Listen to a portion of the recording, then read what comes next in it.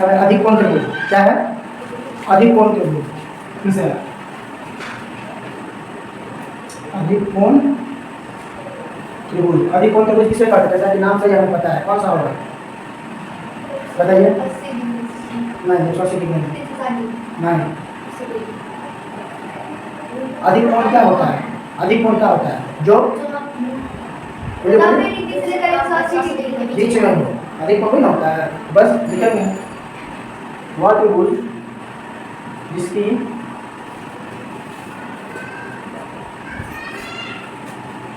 जिसका एक कोण अधिक कोण हो। अब ये चीज याद रखना पड़ेगा कि अधिक कोण क्या होता है। वह त्रिभुज जिसका एक कोण अधिक कोण हो, अधिक कोण त्रिभुज क्या कहलाता है? हो गया अधिक कोण त्रिभुज कहलाता है। जैसे हमने अभी चित्र बनाए थे, अधिक कोण त्रिभुज में क्या था? एक ऐसे था, ऐसे ऐसे हो गया ए बी सी, ये कोण अधिक कोण है। कोण बी क्या है? इसमें कोण बी क्या है? अधिक कोण है ना। हम इसमें देखे थे तीन कोण में तीनों कोण क्या है? 90 डिग्री से कम है। और समकोण में देखे थे कोण भी क्या है? जो 90 डिग्री का है, 90 डिग्री यानी समकोण है। इस तरह से हमें त्रिभुज के कोण के आधार पर कितने प्रकार हो गए? 3 प्रकार। अब आता है भुजा के आधार पर। त्रिभुज के प्रकार किसके आधार पर? भुजा के आधार पर। अब देखिए ये तो पहला हो गया। अब आइए दूसरा भुजा के आधार पर।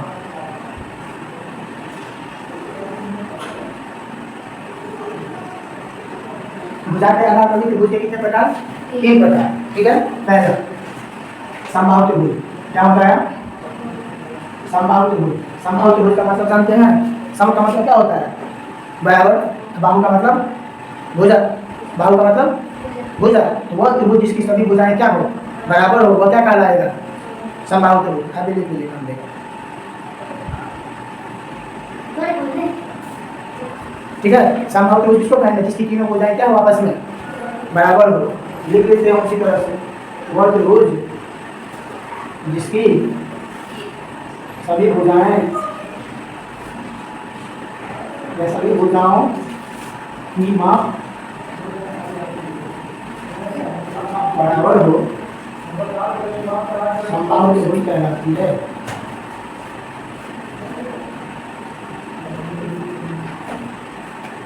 जैसे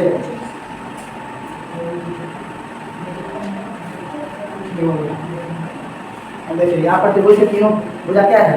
बराबर है। इसीलिए हम तीनों को दो दो लकी डॉट से सिंबल से रिप्रेजेंट कर दिया है। इसका मतलब तीनों भुजा इसका क्या है? बराबर है। ये तो समबाहु त्रिभुज हो गया। इसके बाद आता है समद्विबाहु त्रिभुज। क्या होता है? समद्विबाहु त्रिभुज।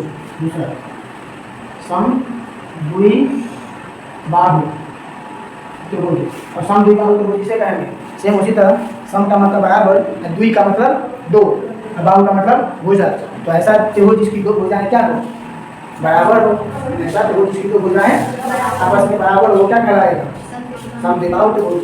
लिख लीजिए वह त्रिभुज जिसकी कोई, ऐसा नहीं है हम जो बोलेंगे वही, कोई दो भुजा आपस में बराबर होनी चाहिए। जिसकी कोई दो भुजाएं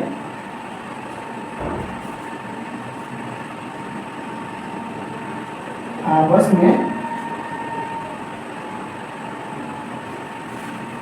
बराबर हो,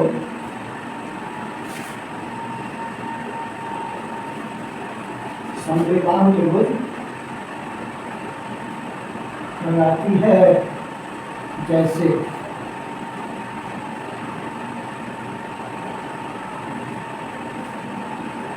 देखिए इस त्रिभुज में हम क्या किए? इस दोनों भुजा को एक जैसा 2 छोटा से दिखा दिए और एक भुजा को 1 छोटा कर दिए। इसका मतलब ये दोनों भुजा का माप बराबर होगा, नीचे वाला भुजा का माप अलग होगा। कुछ और हो सकता है, इसका होगा 2, इसका होगा 2, इसका होगा 3 सेंटीमीटर हो सकता है, इसका होगा 3, इसका होगा 3, इसका होगा 5 सेंटीमीटर, कुछ हो सकता है, लेकिन उस दोनों के जैसा नहीं होगा। ठीक है। ये क्या हो गया? समद्विबाहु त्रिभुज। ठीक है। अगला लास्ट है, इसमें भी तीसरा है विसमबाहु त्रिभुज। क्या है? विसमबाहु त्रिभुज। और विसमबाहु त्रिभुज किसे कहेंगे? नाम से ही हमें पता चलता है। विषम का मतलब जो बराबर नहीं हो, जो बराबर नहीं हो वो क्या कहलाता है? विसमबाहु। देख लीजिए वह त्रिभुज जिसकी कोई भी भुजा, जिसकी कोई भी भुजा आपस में बराबर न हो,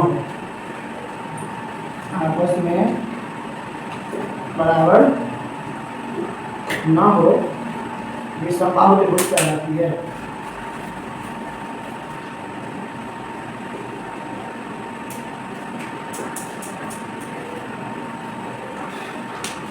जैसे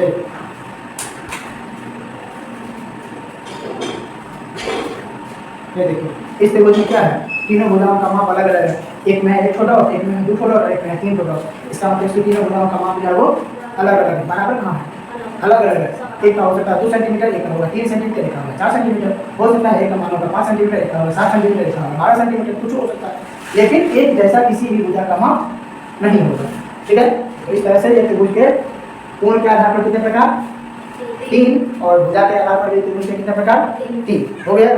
ये दोनों चीज पहले आराम से नोट कर लीजिए, उसके बाद त्रिभुज का और भी प्रकार है जो आने वाले समय में बताया जाएगा। ठीक है, लेकिन अभी के लिए इतना जरूरी है, इसको नोट कर लीजिए।